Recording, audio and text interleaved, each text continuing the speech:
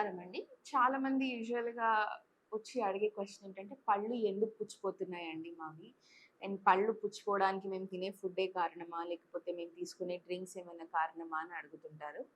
ఇప్పటివరకు మనకి ఎక్కడ కూడా డీటెయిల్‌గా చెప్పలేదండి. ఏ ఏ బుక్స్‌లో కానీ, ఎక్కడ రీసెర్చెస్‌లో కానీ, ఓన్లీ ఈ ఫుడ్ తీసుకోవడం వల్ల కానీ, లేదా ఈ ఫుడ్ హ్యాబిట్స్ వల్ల కానీ, ఇలా బ్రష్ చేయడం వల్ల గానీ కేరీస్ వస్తుంది అని చెప్పి.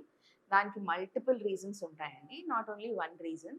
సో, మనం తీసుకునే ఫుడ్ హ్యాబిట్, మన టీత్ అరేంజ్‌మెంట్, మన నోట్లో ఒక టీత్ ఎలా అరేంజ్ అయ్యి ఉంది, అండ్ మనకి టీత్ ఫార్మ్ అయ్యేప్పుడు మన టీత్‌లో ఉన్న లేయర్స్‌లో ఎంత అమౌంట్ ఆఫ్ కాల్షియం ఉంది, ఎంత స్ట్రాంగ్‌గా ఉన్నాయి, వేర్ జెనెటిక్స్ ప్లేసరు.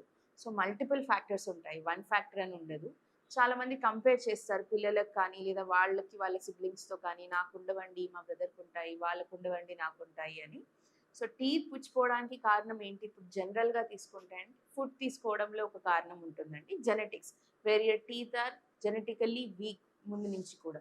సో, దీంట్లో ఏమవుతుందంటే, మనం తీసుకునే ఫుడ్ ఎక్కడన్నా ఇరుక్కున్నప్పుడు కానీ, లేదా నైట్ టైమ్ మనం స్వీట్ ఫుడ్స్ ఎక్కువ తీసుకున్నప్పుడు కానీ, ఇలాంటి టైంలో ఏమవుతుందంటే, అక్కడ ఒక లేయర్ లాగా ఉండిపోతుంది. మనం తీసుకున్న షుగర్ కోట్ మాత్రం. సో, ఆ షుగర్ కోట్ ఉన్నప్పుడు ఏంటంటే, మైక్రో ఆర్గానిజమ్స్‌కి ఎనర్జీ బూస్ట్ లాగా ఉంటుంది. సో, అవి ఆ షుగర్ కోట్ తీసుకొని టీత్‌ని డ్యామేజ్ చేయడం స్టార్ట్ చేస్తాయి. సో, ఇలా మైల్డ్ చిన్నగా స్టార్ట్ అయిన పుచ్చు అనేది క్రమక్రమంగా పెరిగి పెద్దగా అవుతుందండి. సో, దీంట్లో పుచ్చు వచ్చిన తర్వాత ట్రీట్మెంట్ ఏముంటుంది అంటే, చాలా మందికి రూట్ కెనాల్ చేసేస్తారా ఇప్పుడు అని అడుగుతారు. ఆ పుచ్చు ఉన్న లెవెల్‌ని బట్టి మన ట్రీట్మెంట్ మారుతుందండి. అంటే కొంచెమే పుచ్చుంది. ఓన్లీ ఎనామిల్ ఒకటే ఎఫెక్ట్ అయింది. లేదా ఎనామిల్ డెంటిన్ మాత్రమే ఎఫెక్ట్ అయింది అన్నప్పుడు మనకు కాంపోజిట్ రెస్టరేషన్స్ ఉంటాయి. జీఐసీ రెస్టరేషన్స్ ఉంటాయి. అంటే సిమెంట్ ఫిల్లింగ్స్ వేస్తాం. అండ్ దాని బియాండ్ పల్ప్ వరకు వెళ్ళింది అన్నప్పుడు మనకు ఒకటే సింగిల్ ఆప్షన్ ఉంటుంది. అది రూట్ కెనాల్.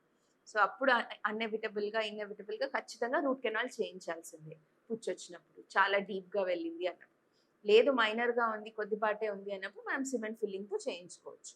సో, ఈ విషయంలో ఏదైనా డౌట్స్ ఉంటే కింద కనిపించే నంబర్‌కి కాల్ చేయొచ్చు, లేదా కామెంట్ బాక్స్‌లో మెసేజ్ పెట్టొచ్చు. Thank you.